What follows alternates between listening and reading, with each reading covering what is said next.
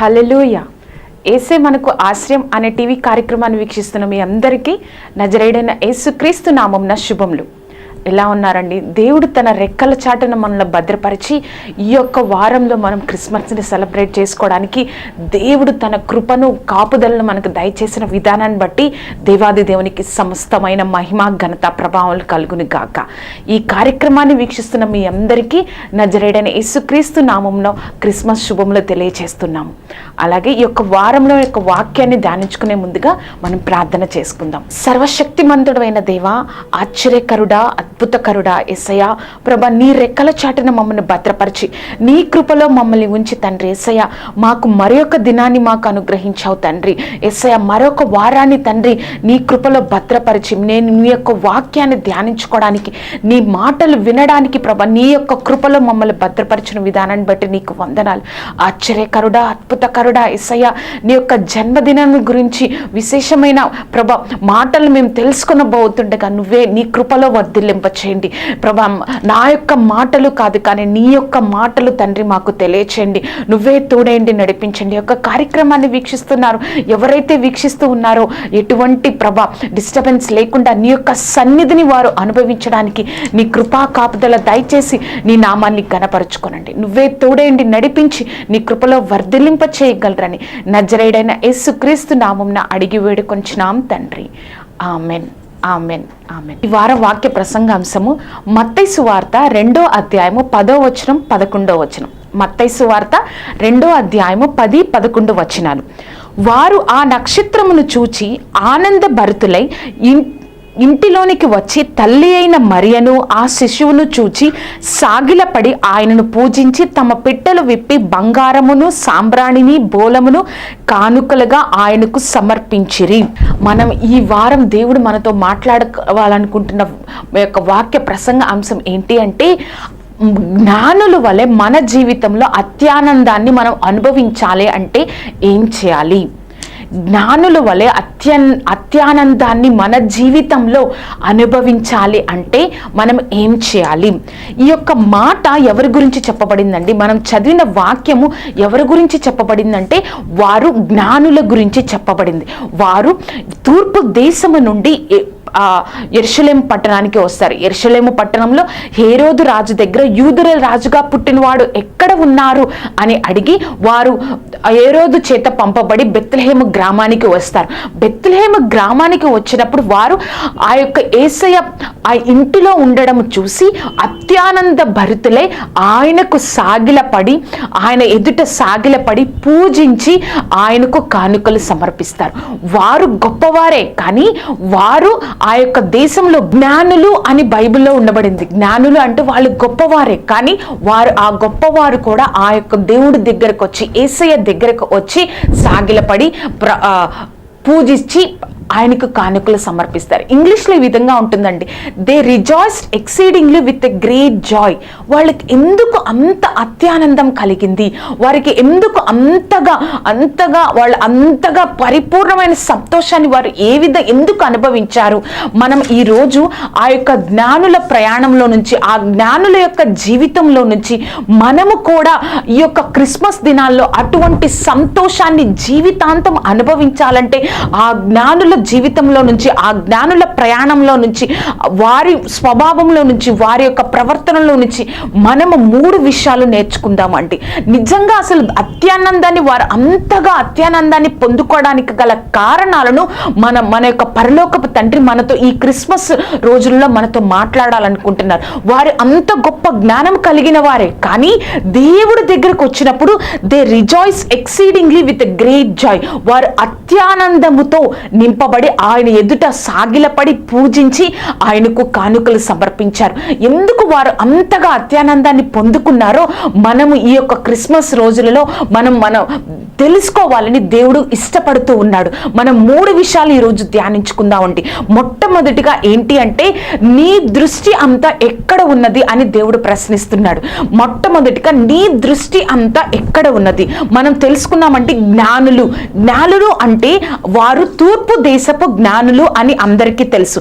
యెరూషలేమునికి తూర్పు దేశము ఉన్న దేశాలు ఏంటి అంటే, వారు ఎక్కడి నుంచి వచ్చారంటే, వారు ఎక్కడి నుంచి రావచ్చు అంటే ఇరాన్ నుంచి కానీ, ఇరాక్ నుంచి కానీ, లేకపోతే దక్షిణ టర్కీ, లేకపోతే ఉత్తర సిరియా, అటువంటి ప్రాంతాలు, అటువంటి దేశాల నుంచి వారు ప్రయాణమై వచ్చారు. వారు ఎటువంటి వారు ఏం చేస్తూ ఉంటారంటే, వాళ్ళ యొక్క సమాజంలో, వాళ్ళ యొక్క మతంలో వారు గొప్పవారిగా, వారు అందరి చేత గౌరవింపబడిన వారు. అంతేకాకుండా వారు నక్షత్రాల మీద పరిశోధనలు చేస్తూ ఉంటారు. అంతేకాదు ఆ యొక్క కాలంలో, ఆ యొక్క యేసుక్రీస్తు పుట్టిన ఆ యొక్క కాలంలో జ్యోతిష్య శాస్త్రము, ఆస్ట్రాలజీ అండ్ ఆస్ట్రానమీ, జ్యోతిష శాస్త్రము, ఖగోళ శాస్త్రము రెండూ కూడా సైన్స్ లో ఒకే భాగంగా ఉంటూ ఉండేవి. వారు ఏంటి అంటే, వారికి తెలుసు వారు ఎంత జ్ఞానవంతులంటే వారు నక్షత్రాల మీద పరిశోధనలు చేస్తూ ఉంటారు. అంతేకాకుండా వారికి తెలుసు, ఒక ఆకాశంలో ఒక గొప్ప నక్షత్రం కలిగితే ఒక గొప్ప వ్యక్తి, ఒక రాజు ఈ లోకంలో పుట్టాడు అని అర్థమని ఆ విషయం కూడా వారు గ్రహించి ఉన్నారు. అంతేకాకుండా గొప్ప వ్యక్తి ఈ లోకంలో పుట్టినప్పుడు ఒక ప్రత్యేకమైన నక్షత్రము ఆకాశంలో పుడుతుంది అని వారికి తెలుసు. ఆ విధంగా వారు వారి దేశంలో నుండి ఒక నక్షత్రాన్ని, తూర్పు దేశము, వారికి తూర్పుగా ఉన్న యెరూషలేము, వారికి తూర్పుగా ఉన్న ఆ తూర్పు దేశంలో వారు నక్షత్రాన్ని చూసి ఆ యొక్క గొప్ప రాజును కలవడానికి వారి దేశం నుండి వారు బయలుదేరుతున్నప్పుడు మనకు క్లియర్ గా కనబడుతుంది. మత్తయి సువార్త 2వ అధ్యాయం 2వ వచనంలో, తూర్పు దిక్కున మేము ఆయన నక్షత్రము చూచి, మనం చదివినట్లయితే మత్తయి సువార్త 2:2లో తూర్పు దిక్కున ఆయన నక్షత్రము చూచి, it is in the east he star, ఆయన నక్షత్రాన్ని తూర్పు దిక్కున చూచి వారి దేశం నుండి బయలుదేరారు. అంతేకాకుండా వారి యొక్క ప్రయాణము ఎన్ని రోజులు జరిగింది, ఎన్ని సంవత్సరాలు జరిగిందంటే మనకు యొక్క బైబిల్లోనే ఆనవాలు ఉందండి. 11వ వచనం మనం చదివినట్లయితే, వారు ఆ ఇంటిలోకి ప్రవేశించినప్పుడు, అంటే మనం క్లియర్ గా అర్థం చేసుకోవచ్చు, వారు యేసుక్రీస్తు పుట్టినప్పుడు కాదు, వారు పశువుల పాకలో కాదు చూసింది యేసయ్యని, ఒక ఇంటిలో ఉన్నప్పుడు యేసయ్యను చూశారు. అంతేకాకుండా మత్తయి సువార్త 2వ అధ్యాయం 16వ వచనంలో చూసినట్లయితే, హేరోదు వారి మీద ఆగ్రహం చెంది వారిలో ఆ యొక్క గ్రామంలో ఉన్న 2 సంవత్సరాల కన్నా తక్కువ వయసు, 2 సంవత్సరాలు మొదలుకొని తక్కువ వయసు కల మగపిల్లల అందరినీ అతడు చంపాలని ఆజ్ఞాపించాడు. అంటే వారు ఈ యొక్క 2 వచనాలను బట్టి వారి యొక్క ప్రయాణము 2 సంవత్సరాలు జరిగి ఉండొచ్చు, లేదా 1 సంవత్సరంన్నర జరిగి ఉండొచ్చు, లేదా 1 సంవత్సరం. అంటే వారు ఎన్ని రోజులు ప్రయాణించి ఉన్నారు అంటే కొన్ని నెలలు కాదు, కొన్ని రోజులు కాదు, 1 సంవత్సరం వారి యొక్క దేశం నుంచి యెరూషలేమునికి ప్రయాణం చేశారు అండి. చూసారా అండి, వారి దేశం నుంచి యెరూషలేముకు ప్రయాణం చేశారు.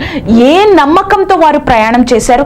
వారికి తెలుసు, వారు దేవుణ్ణి ముఖాముఖిగా చూడకపోయినా ఒక నక్షత్రాన్ని చూసి వారి మార్గం ఎలా ఉన్నా కూడా ఆ నక్షత్రం వారిని ఎటువైపు తీసుకెళ్తుందో, వారి మార్గం సరళంగా ఉందా, సరిగ్గా ఉందా, అంతా బాగుందా, ఈ మార్గం వెళ్తున్నాను అటువైపు చూడలేదు, కానీ ఆ నక్షత్రం ఆ గొప్ప వ్యక్తి సూచిస్తున్న ఆ నక్షత్రాన్ని చూసి మాత్రమే వారు కొన్ని సంవత్సరాలు, వారు ఒక 18 నెలలు కావచ్చు, లేకపోతే 24 నెలలు కావచ్చు, కొన్ని నెలలు వారు ఆ నక్షత్రాన్ని చూసి మాత్రమే, పైవైపు చూసి మాత్రమే వారి యొక్క ప్రయాణాన్ని ఆ తూర్పు దేశం నుంచి యెరూషలేము వరకు కొనసాగించారు అండి. చూసారా, ఆ విధంగా ప్రయాణిస్తూ ఉన్నప్పుడు వారికి ఏంటి అంటే ఆ నక్షత్రం కాదు, కానీ వారి యొక్క మార్గంలో వారు ఎన్నో బాధలు పడి ఉండొచ్చు. బహుశా వారు ఒంటెల మీద ప్రయాణం చేసి ఉండవచ్చు, వారి మార్గంలో వారు ఎంతో అలసిపోయి ఉండవచ్చు, వారి మార్గంలో వారికి ఆకలి దప్పలు వేసి ఉండవచ్చు. కానీ వారు తీసుకున్నది ఏంటి అంటే దేవుడు ఒక గొప్ప వ్యక్తిని మనం కలుసుకోబోతున్నాం. ఆయన గొప్ప దేవుడు. ఇది కాదు, ఆ గొప్ప వ్యక్తి దగ్గరికి మనం వెళ్ళాలి, ఆయన కన్నులారా చూడాలి, ఆయన కార్యాలు మనం చూడాలి. ఆ గొప్ప వ్యక్తిని వారు చూడకపోయినా ఆ గొప్ప వ్యక్తిని సూచించే ఒక సూచక క్రియను చూశారు.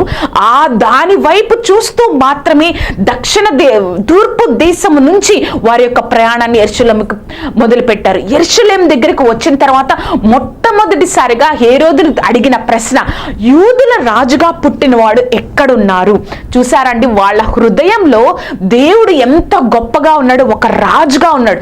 ఏమని అడిగారంటే, అంత దూరం ప్రయాణం చేసి వచ్చినా కూడా బహుశా వారు అనుకుని ఉండవచ్చు, యూదులుగా రాజుగా పుట్టిన వ్యక్తి ఈయన ఇక రాజు కుటుంబంలో పుట్టి ఉంటాడేమో అని బహుశా వాళ్ళు డైరెక్ట్ గా అన్ని రోజులు అన్ని నెలలు వారు ప్రయాణం చేసినా కూడా వారు అంత గొప్పతనం ఆ వాళ్ళ హృదయంలో దేవుని బట్టి ఉండబట్టి డైరెక్ట్ గా ఒక క్వశ్చన్ అడిగారంటే, హేరోదు రాజుని ఏమి అడిగారంటే, యూదుల రాజుగా పుట్టిన వారు ఎక్కడ ఉన్నారు అని హేరోదు రాజును అడిగారు. చూసారా, వాళ్ళు దేవుణ్ణి చూడలేదు, కానీ ఆయన గొప్పతనాన్ని చూశారు.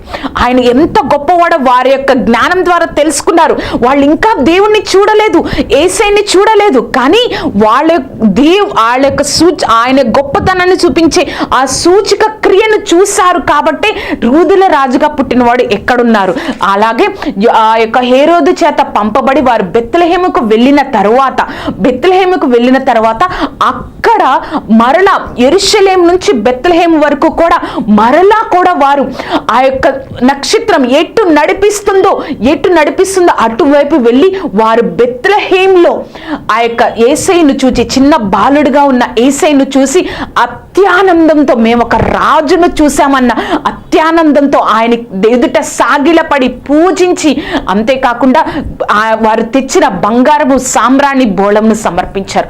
చూసారా, వారు ఎటువంటి వారు చూడలేదు, ఒక ప్రాణమున్న వ్యక్తి కాదు ఆ యొక్క వారికి దారి చూపిస్తుంది, ఒక నక్షత్రం, ఒక సృష్టి వారికి దారి చూపిస్తున్నప్పుడు వారికి అక్కడ క్వశ్చన్ వేసినా కూడా ఆన్సర్ చెప్పేవారు ఎవ్వరూ లేరు. ఎందుకు ఇటు తీసుకెళ్తున్నావు, ఎందుకు ఈ మార్గంలో తీసుకెళ్తున్నావు అనే ఆన్సర్ చెప్పేవాళ్ళు కూడా ఎవ్వరూ లేరు. ఎందుకంటే అది ఎట్లా తీసుకెళ్తున్నప్పుడు ఆ మార్గం సరిగ్గా ఉందా, ఆ మార్గం రోడ్డు సరిగ్గా ఉందా, నువ్వెందుకు ఇటు తీసుకెళ్తున్నావు అని క్వశ్చన్ చేయడానికి కూడా ఛాన్స్ లేదు. అయినప్పటికీ కూడా దేవుడి యొక్క గొప్పతనాన్ని తెలుసుకొని వారు వెళ్ళారు. కాబట్టి వారు అత్యానందంతో నింపబడ్డారు అండి. మన జీవితంలో కూడా నువ్వు ఒక క్రైస్తవురాలుగా నీ యొక్క జీవితాన్ని కొనసాగిస్తూ ఉన్నావేమో, కానీ నా జీవితంలో ఏ ఒక్క కార్యం జరగకపోయినా మనం వింటా ఉంటాం, దేవుడు గొప్పవాడు, గొప్ప కార్యాలు చేస్తాడు, వారికి చేశారు వీరికి చేశారు అని గొప్ప కార్యాలు విని ఆయన గొప్ప శక్తిని నమ్ముకొని తెలుసుకొని నువ్వు నీ యొక్క జీవితాన్ని, నీ విశ్వాస జీవితాన్ని సాగిస్తూ ఉన్నప్పుడు నీ జీవితంలో ఒక్క కార్యం కూడా జరగట్లేదా? వారు ఎంతో ఆశతో యెరూషలేము వరకు వచ్చారు, కానీ హేరోదు దగ్గర వారికి సమాధానం దొరకల. ఆ రాజును కనుగొనలేకపోయామని నిరుత్సాహంతో వెనక్కి వెళ్ళాల. మరలా ఆ నక్షత్రాన్ని చూసి యెరూషలేము నుంచి బెత్లెహేమునికి సాగిపోయారు, ప్రయాణం కొనసాగించారు. అప్పుడు వారు ఏం చేశారు? గొప్ప అత్యానందంని పొందుకున్నారు. మనం కూడా మన యొక్క ప్రాబ్లమ్స్, మన యొక్క సమస్యలు తీరట్లేదని, మన జీవితంలో కార్యం జరగట్లేదని మనం ఆగిపోతే మన అత్యానందాన్ని, గొప్ప దేవుడు ఇచ్చే ఆశీర్వాదాన్ని పొందుకోలేదండి. మనం ఆగిపోకూడదు. ఆయన శక్తి గొప్పది. వారు ఏ విధంగా ఒక సృష్టిని వెంబడించి కొన్ని నెలలు ప్రయాణించారు అంటే దేవుడు గొప్పతనం మీద ఆధారపడుతున్న నా జీవితంలో కూడా నువ్వు ఆయన గొప్పతనాన్ని మీద ఆధారపడి విశ్వాసం ఉంచి నువ్వు నీ యొక్క విశ్వాస జీవితాన్ని, నీ క్రైస్తవ జీవితాన్ని సాగిస్తూ ఉన్నావా? ఈ క్రిస్మస్ రోజుల్లో దేవుడు చెప్తున్న మాట, అతి త్వరలో నువ్వు ఒక అత్యానందమైన ఒక కార్యాన్ని నువ్వు చూడబోతున్నావు. జ్ఞానులు ఎలా అయితే ప్రయాసపడి కొన్ని నెలలు ప్రయాణించారో, యెరూషలేము ఆ యొక్క తూర్పు దేశం నుంచి యెరూషలేముకి వచ్చారు, వారికి ఒక బ్రేక్ పడిపోయింది, అయినా కూడా మళ్ళీ యెరూషలేము నుంచి బెత్లెహేముకి ఎలా అయితే విశ్వాసంతో దేవుడి యొక్క గొప్పతనాన్ని తెలుసుకుని వారు ఎలా అయితే సాగించారో, అటువంటి విశ్వాసంతో సాగించారో, చివరికి వారు అత్యానందాన్ని పొందుకున్నారు. దేవుడు నీతో చెప్తున్న మాట, నువ్వు నీ జీవితంలో కార్యం జరగట్లేదని నువ్వు బాధపడుతున్నావు, నువ్వు విశ్వాసాన్ని కొనసాగిస్తూ ఉన్నావు, దేవుడు గొప్పతనాన్ని తెలుసుకున్నావు. కానీ ఒక్కటి గుర్తుపెట్టుకోండి, నువ్వు వెనక్కి తిరగకూడదు, దేవుని అవిశ్వాసంతో ఉండకూడదు. ఎలా అయితే వారు అల్లు పెరగకుండా సాగిస్తూ ఉన్నారో వారి యొక్క ప్రయాణాన్ని, అప్పుడు వారు అత్యానందని, వారు ఏ విధంగా వారు అనుకున్నది ఆ రాజు పుట్టాడు అని వారి దేశంలోనే వారికి తెలుసు, కానీ ఆ కొన్ని నెలల వరకు ఆ కార్యాన్ని వారు చూడలేదు. కానీ ఎప్పుడైతే అలసిపోక వెనుదిరగక ఆ యొక్క గొప్పతనాన్ని వాళ్ళు హృదయంలో ఉంచుకొని చివరి వరకు ప్రయాణించారో, అప్పుడు వారు అత్యానందాన్ని పొందుకున్నారండి. ఈ రోజు దేవుడు మనతో చెప్తున్న మాట ఏంటో తెలుసా? ఈ యొక్క క్రిస్మస్ పర్వదినాల్లో దేవుడు చెప్తున్న మాట ఏంటో తెలుసా? నువ్వు నీ యొక్క క్రైస్తవ జీవితంలో నువ్వు కొనసాగుతూ ఉన్నావు, నీ విశ్వాస జీవితంలో కొనసాగుతున్నావు, ఏ కార్యము కనిపించట్లేదు, దేవుడు గొప్పవాడే, ఆ గొప్ప కార్యాలు గొప్ప అద్భుతాలు నీ జీవితంలో కనబడట్లేదు. కానీ అవిశ్వాసం చెందకు. దేవుడు అతి త్వరలో నీ ప్రయాణాన్ని సాగిస్తూ ఉన్నప్పుడు వారు ఏ విధంగా అయితే అత్యానందంతో నింపబడి ఉన్నారో, అటువంటి అత్యానందాన్ని దేవుడు మనకిస్తా ఉన్నాడు. ఎప్పుడో తెలుసా? వారు ఎలా అయితే కిందకి చూడకుండా, మార్గం వైపు చూడకుండా, నక్షత్రాన్ని వైపు మాత్రమే చూసి వారి యొక్క ప్రయాణాన్ని కొనసాగించారో, నువ్వు నేను కూడా మన పరిస్థితులు కాదు, మన స్థితులు కాదు, దేవుడు ఇంకా కార్యం చేయట్లేదు ఏంటి అని మన పరిస్థితులు కాదు, కానీ దేవుడి వైపు, ఆయన గొప్పతనం వైపు నువ్వు ఎప్పుడైతే చూస్తూ ఉంటావో, ఆశ పెట్టుకుని ఉంటావో, దేవుడు తప్పకుండా అతి త్వరలో నిన్ను నన్ను దేవుడు అత్యానందంతో నింపబోతున్నాడండి. మన దృష్టి ఎక్కడ ఉన్నదని దేవుడు ప్రశ్నిస్తున్నాడు. కింద ఉందా? వారు మార్గాన్ని వాళ్ళు అసలు లెక్క చేయలేదు, వారు ఆ నక్షత్రాన్ని చూసి కొన్ని నెలలు ప్రయాణించారు. నువ్వు నేను కూడా పైనున్న దేవుడు గొప్పతనాన్ని చూసి మన యొక్క విశ్వాస జీవితాన్ని కొనసాగించాలి. కానీ కింద కార్యాలు జరగట్లేదు, మార్గం సరిగ్గా లేదు, నా జీవితం ఇలా ఉంది ఏంటని అది చూడొద్దని దేవుడు చెప్తూ ఉన్నాడండి. నీ దృష్టి ఎక్కడ ఉంది? జ్ఞానుల జీవితం ద్వారా నువ్వు నేను తెలుసుకోవాల్సింది, నీ దృష్టి ఎక్కడ ఉందని దేవుడు ప్రశ్నిస్తూ ఉన్నాడు. మన యొక్క వాక్య ప్రసంగ అంశము, జ్ఞానుల వలె అత్యానందాన్ని నువ్వు నేను అనుభవించాలంటే ఏ విధంగా ఉండాలి? మొట్టమొదటిగా నీ దృష్టి ఎక్కడ ఉంది? రెండవదిగా మనము దేవుడి గురించి ఎంత ఎక్కువగా తెలుసుకుంటామో అంత అత్యానందంతో నింపబడతామంటండి. రెండవదిగా మనము దేవుని గురించి ఎంత ఎక్కువగా తెలుసుకుంటామో అంత ఎక్కువగా మనం అత్యానందంతో నింపబడతామంట.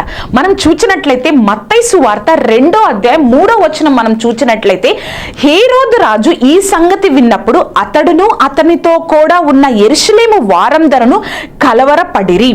అక్కడ చూచినట్లయితే ఏ వార్త? యూదుల రాజుగా పుట్టినవాడు ఎక్కడ ఉన్నాడు అని జ్ఞానులు ప్రశ్నించినప్పుడు ఈ యొక్క వార్త విన్నప్పుడు హేరోదు కలవరపడ్డాడు. హేరోదు ఎందుకు కలవరపడ్డారు అంటే, ఆల్రెడీ నేను ఒక రాజుగా ఉన్నానే, నాకు పోటీగా ఒక రాజు వచ్చాడు, ఎవరు ఈ రాజు, ఎవరు ఈయన అని ఆయనకు పోటీగా వచ్చాడని కలవరపడడంలో ఒక అర్థం ఉంది. కానీ ఆయనతో పాటు, హేరోదు రాజుతో పాటు యెరూషలేము వారు ఎందుకు కలవరపడ్డారండి? వారు కలవరపడవలసిన విషయమా ఇది? వారు ఎందుకు కలవరపడ్డారు? అప్పుడు హేరోదు రాజు అక్కడున్న ప్రధాన యాజకులను, శాస్త్రులను, ఎక్కడ?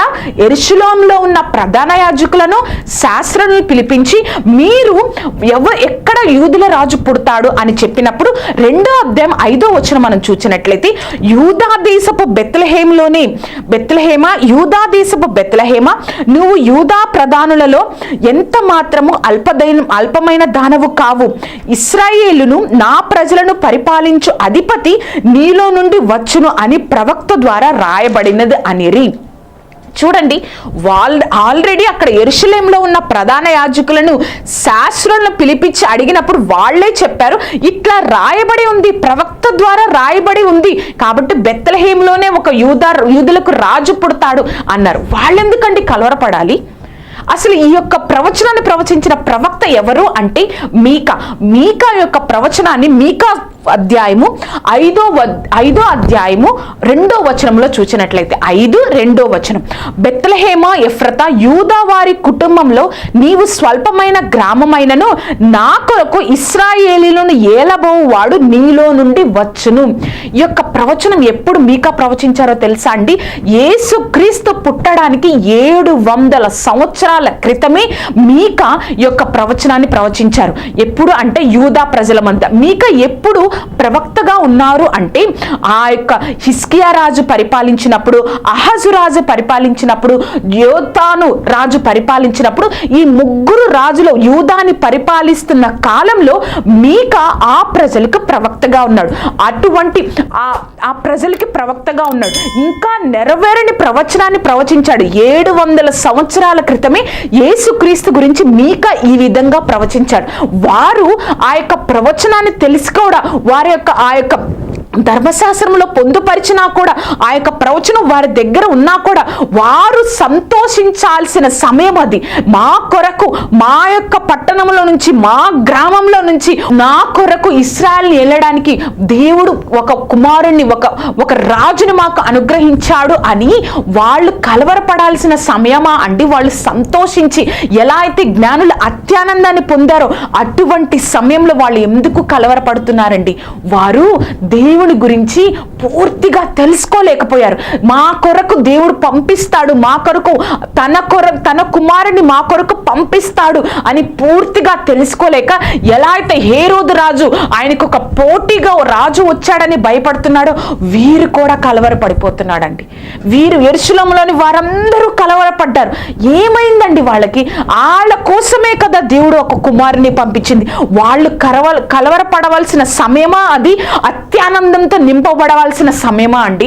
మనం కూడా అంతే. నువ్వు నేను దేవుని గురించి ఎంత ఎక్కువగా తెలుసుకుంటామో, ఆయన శక్తిని, ఆయన గొప్పతనాన్ని నువ్వు నేను ఎంత ఎక్కువగా తెలుసుకుంటామో అప్పుడు మనం అత్యానందంతో నింపబడతాము. కలవరపడమండి. ఏ స్థితి వచ్చినా మనం కలవరపడము. ఎప్పుడైతే ఆయన గొప్పతనాన్ని వాక్యం ద్వారా నువ్వు ప్రతిరోజు వాక్యాన్ని చదువుతూ ఉన్నప్పుడు దేవుడు ఆయన గొప్ప శక్తిని, ఆయన గొప్పతనాన్ని నీకు తెలియచేస్తూ ఉంటాడు. నువ్వు ఎప్పుడైతే ఆయనతో కొంత సమయాన్ని నీ ప్రార్థనలో గడుపుతూ ఉన్నప్పుడు ఆయన యొక్క గొప్పతనాన్ని, ఆయన శక్తిని, ఆయన సమాధానాన్ని నీకు తెలియచేస్తూ ఉన్నప్పుడు నువ్వు ఏ విషయంలో కలవరపడవండి. కలవరపడాల్సిన సమయం కాదు వారికి. అత్యానందంతో ఉండవలసిన సమయంలో ఆ యొక్క యెరూషలేములోని వారందరూ కలవరపడ్డారు. హేరోదు లాగా వారు ఎందుకు కలవరపడ్డారండి?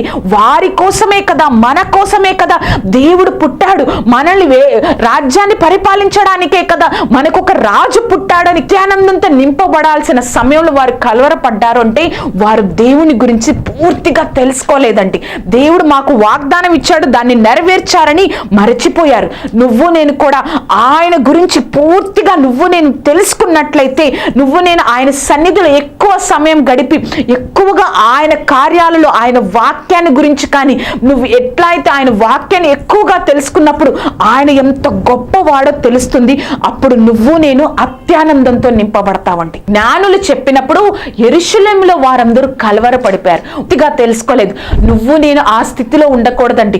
నువ్వు నేను దేవుడి గురించి ఎక్కువగా తెలుసుకున్నట్లయితే దేవుడు పరిపూర్ణమైన సంతోషంతో నింపాలనుకుంటున్నాడు. మనం చూసినట్లయితే కీర్తనలు 16వ అధ్యాయము 11వ వచనములో, జీవ మార్గమును నీవు నాకు తెలియజేసేదవు, నీ సన్నిధిని సంపూర్ణ సంతోషము కలదు, నీ కుడి చేతిలో నిత్యము సుఖములు కలవు. ఎవరి సన్నిధిలో సంపూర్ణ సంతోషములు ఉన్నాయండి? ఎవరి సన్నిధిలో అత్యానందం ఉన్నదండి? ఎవరి సన్నిధిలో పరిపూర్ణమైన సంతోషం ఉంది? దేవుని సన్నిధిలో. వాళ్ళు ఎంతగా అయిపోయారు అంటే సంతోషించాల్సిన, పరిపూర్ణంగా ఆనందించాల్సిన, అత్యానందంతో నింపబడాల్సిన సిచ్యువేషన్లో కూడా వాళ్ళు యెరూషలేములో వారందరూ కలవరపడ్డారంట. ఎంత విషయం అండి!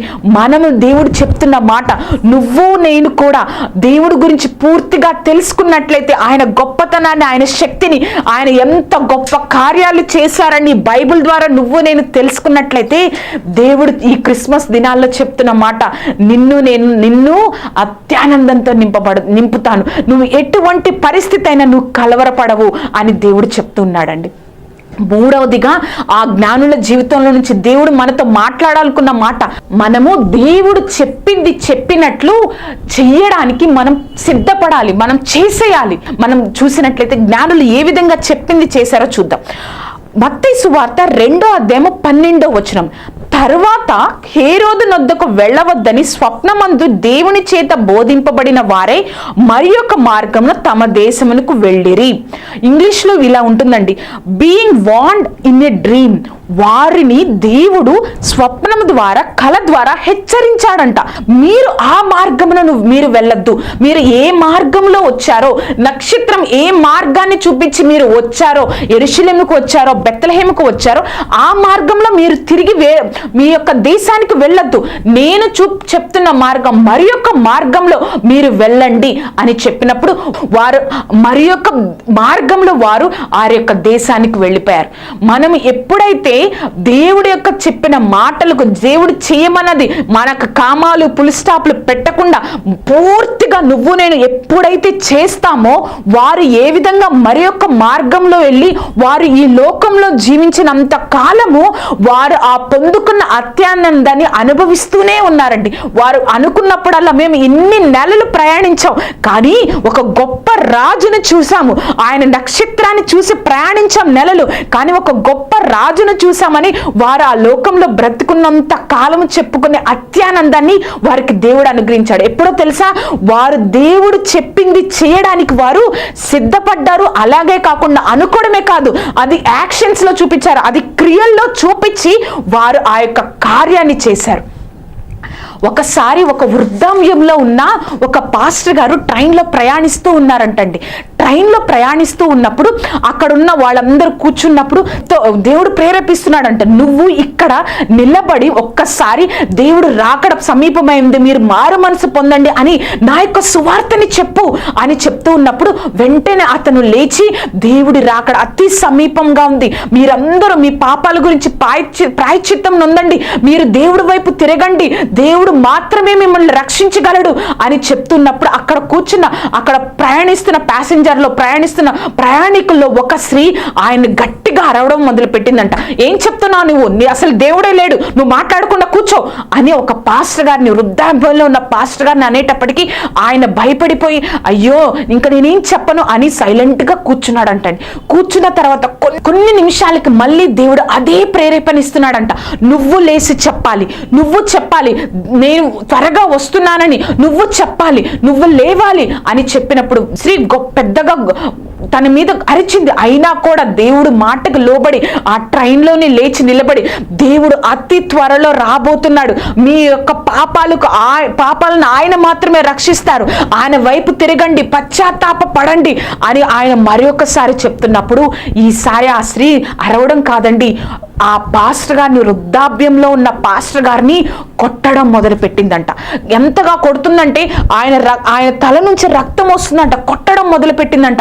కొట్టడం మొదలు పెట్టినప్పుడు వెంటనే ఆ యొక్క స్త్రీకి ఒక చిన్న బాబు ఉన్నాడంటండి. ఆ చిన్న బాబు అప్పుడు లేచి, మమ్మీ ఆ యొక్క వ్యక్తిని కొట్టవద్దు, ఆయన దేవుడి నుంచి, ఆయన మన కోసం దేవుడు పంపిన ఒక మనిషి, ఒక దూత మమ్మీ, ఒక దేవదూత, కొట్టద్దు అమ్మా అని చెప్పినప్పుడు ఆవిడ వెంటనే ఆ కొట్టడం ఆపేసి ఆ ట్రైన్లోనే మోకాళ్ళ మీద ఉండి ఏడవడం మొదలు పెట్టిందంటండి.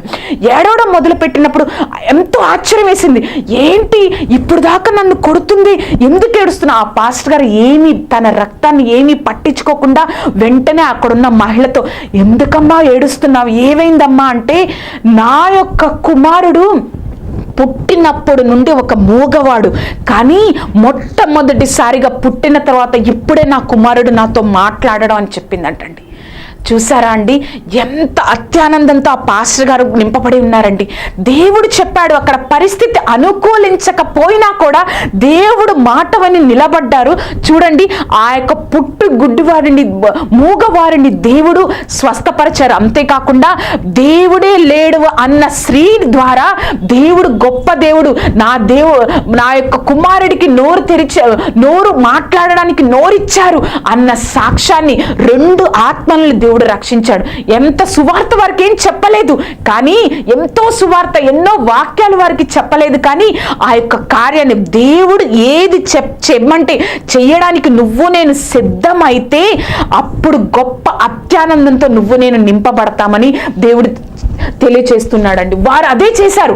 అత్యానందాన్ని వారు భూలోకంలో ఉన్నంత వరకు వారు దేశం వరకు కూడా వెళ్ళి అనుభవించారు. అంటే వారు దేవుడు చెప్పింది చేశారు. మీరు ఈ యొక్క మార్గంలో వెళ్ళొద్దు, మరి యొక్క మార్గంలో వెళ్ళండి అంటే ఏమీ మాట్లాడకుండా వెంటనే ఆ యొక్క స్వప్నం ద్వారానే దేవుడు మాట్లాడింది, కానీ లోబడిపోయి వెళ్ళిపోయారు. కాబట్టి జీవితాంతం ఆ లోకంలో ఉన్న వారు అత్యానందాన్ని అనుభవించారు. మొదటి సమూయేలు గ్రంథము 15వ అధ్యాయం 22వ వచనంలో మనం చూసినట్లయితే, మొదటి సమూయేలు గ్రంథము 15:22 బలులు అర్పించుట కంటే ఆజ్ఞను గైకొనుటయు, పొట్టేళ్లు క్రొవ్వు అర్పించుట కంటే మాట వినుటయు శ్రేష్టము.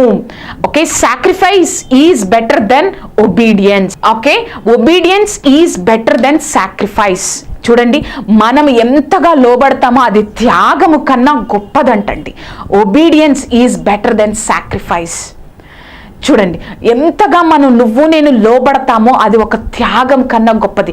మన ఆలోచనలు చేర్చకుండా దేవుడు ఏదైతే చెప్తూ ఉన్నారో దానికి నువ్వు నేను లోబడగలిగితే మన యొక్క జీవితాలు ఈ లోకంలో ఉన్నంత కాలం ఎలా అయితే ఆ జ్ఞానులు అత్యానందంతో నింపబడ్డారో వారి దేశానికి వెళ్ళినా కూడా నువ్వు నేను అంతే అత్యానందంతో నింపబడతామండి.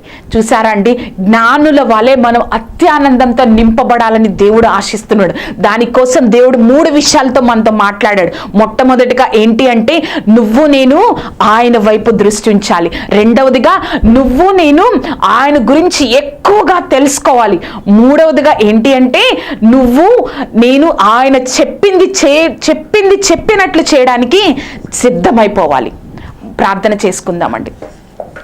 సర్వశక్తిమంతుడైన దేవా, పరిశుద్ధాత్మ దేవా, యేసయ్య, నువ్వే తోడయుండి నడిపించిన విధానం బట్టి నీకు వందనాలు. ఆశ్చర్యకరుడా, అద్భుతకరుడా, పరిశుద్ధాత్మ దేవా, జ్ఞానుల జీవితంలో నుంచి మాతో మాట్లాడిన ప్రభా, జ్ఞానులు ఏ విధంగా అయితే వారు పొందుకున్న అత్యానందాన్ని జీవితాంతము అనుభవించారో అటువంటి అత్యానందాన్ని మేము అనుభవించాలని మాతో మాట్లాడిన సర్వశక్తిమంతుడా, నీకు కోట్లాది వందనాలయ్యా. యేసయ్య, ఈ యొక్క కార్యక్రమాన్ని ఎవరైతే చూస్తున్నారో వారి యొక్క జీవితాల్లో జీవితాంతం అత్యానందంతో నింపబడడానికి సహాయం దయచేయండి ప్రభా. నువ్వు మాతో మాట్లాడిన వాక్యం ద్వారా ప్రభా విని వాక్యాన్ని వదిలేసే స్థితి కాదు, కానీ ప్రభా ఆ వాక్యానుసారంగా మేము జీవించే అటువంటి ఆత్మీయ స్థితిని మాకు అనుగ్రహించండి తండ్రి.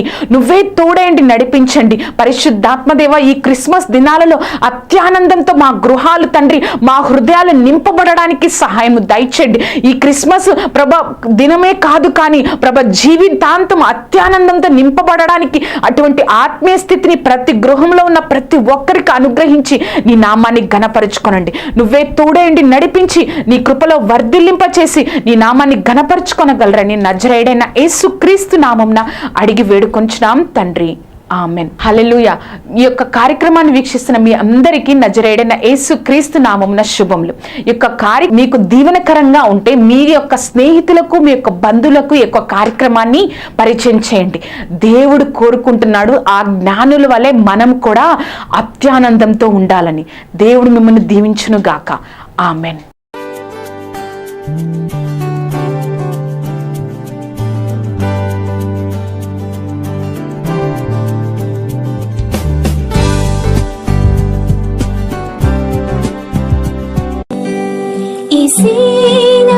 ఈసేనాశ్రయము, ఈసేనాధారము, ఈసేనాశ్రయము, ఈసేనాధారము. నా కోట నీవే, నా దుర్గము నీవే, నా కాపరి నీవే. నా కోట నీవే, నా దుర్గము నీవే, నా కాపరి నీవే. హల్లెలూయా.